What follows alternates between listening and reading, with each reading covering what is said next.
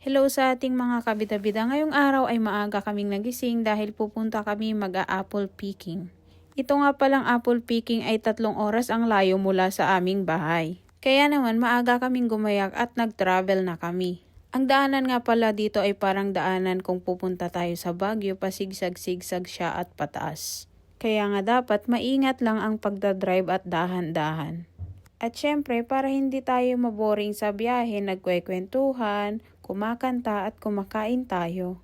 Ang mahirap lang ay malamig ang panahon at napakalayo ng biyahe kaya ihing-ihi na kami, hanap kami ng hanap kung saan pwedeng maihian. At sa wakas, buti na lang may nadaanan kaming fast food chain kaya naman nakiihi kami at nag-order na din ng aming pang-ulam para sa tanghalian. Kapag nakita na natin ang Apple logo na yon, ibig sabihin malapit-lapit na tayo. Nakapasok na tayo dito sa Apple Farm. Itong mga nadadaanan natin ay ang mga unang batch ng apples at ayan, harvest na nila. Kaya diretso pa tayo sa dulo para puntahan natin ang mga panibagong apples. Nakapila na tayo. Kailangan natin na kumuha ng tray na ganyan para paglagyan natin ng ating nakuha na apples. At syempre dahil first time natin na pumunta dito, hindi mawawala ang videos at mga pictures. Syempre nakaka-amaze, 'di ba? Kasi nga dati sa videos lang natin nakikita to, ngayon nandito na tayo, 'di ba? Dream come true, guys. Ganito pala ang puno ng apple, 'di ba? Kasi nga sa Pilipinas, sa bansang ating pinanggalingan, wala namang ganitong farm ng apple. Kaya't sulitin na natin, kumain na tayo ng marami at magpumitas tayo ng marami.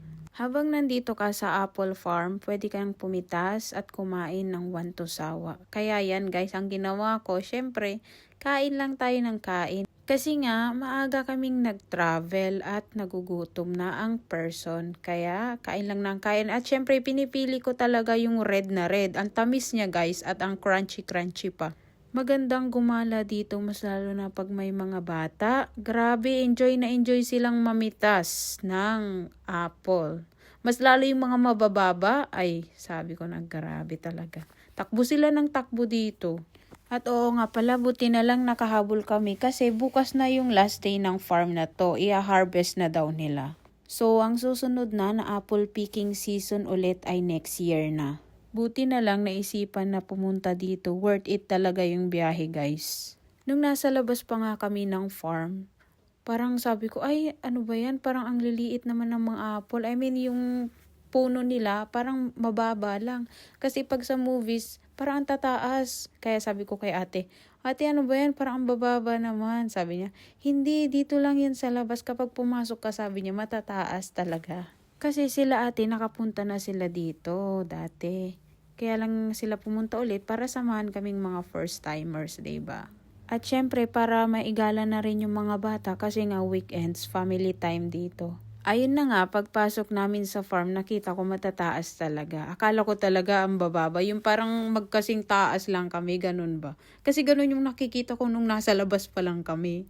Pero at tataas pala, kailangan mo ng hagdan para makuha yung mga nasa taas. At karamihan nga sa aking mga pinitas ay ang maliliit na apple na red kasi napakatatamis nila. Pwede mo na ding bauning pang merienda. At syempre hindi mawawala ang video na tayo ay namimitas ng apple kasi nga first time natin para sa ating mga memories. Pagpasensyahan nyo na mga kabida-bida ang aking mukha kasi ayan happy lang ako na nakapagpitas na ng apple. Inaya din kami ng isa naming ate, sabi niya mag-video daw kami habang kumakain. At syempre, ayan, sunod-sunod naman kami. May pandagdag na naman sa mga memories. Sa katabi ng apple farm, meron ding strawberry farm. Pumunta din kami dyan. Pero dito, mas mataas yung per kilo niya. Kung sa apple, $4 per kilo. Dito, $18. Kaya ayan, nung pumasok kami dyan, kain lang kami ng kain ng strawberry. In fairness, matamis talaga siya guys. Kasi mostly ayaw ko ng strawberry kasi nga yung mga nabibili ko maasim. Pero dito nung tinikman namin matamis siya. Kaya yun, kain lang kami ng kain. At syempre guys, hindi mawawala ang pagtitiktok. Kaya lang wala tayong signal dito. Kaya ayan, mano-mano na. At sa kasamaang palad, hindi sumabay ang ating mga sayaw sa kanta. Kaya ayan, better luck next time.